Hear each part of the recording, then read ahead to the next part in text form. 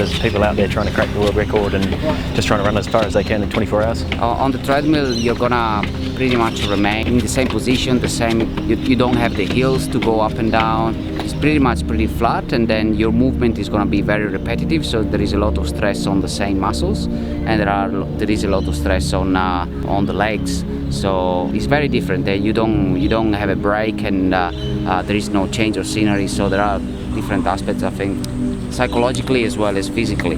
Running 24 hours on a treadmill takes a certain type of person, doesn't it? It's yeah, I can imagine running 24 hours out on trails, maybe on a road if you had to, but 24 hours on a treadmill, I think it's much of a mental battle as it is physical.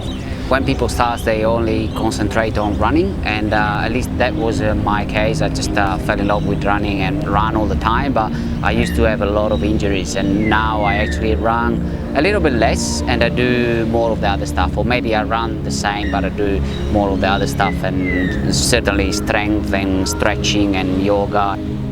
Core stability for a runner should be defined as the ability to keep your hips and pelvis travelling in a straight line when you're running, basically. So it relies on your hip muscles and your tummy muscles and your bum and your back and everything just working at the right time to keep a stable foundation. And I think it's fairly well recognised now that having that stable foundation through a whole bunch of different core exercises and stability exercises, which we're working on today, is a great way of improving your performance, but mainly in staying injury-free.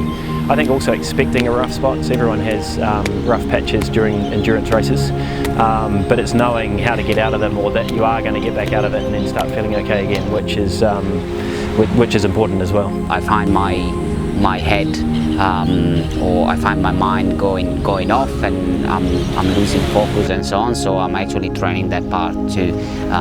So yeah, it's not all about running, unfortunately, but yeah, it's actually good.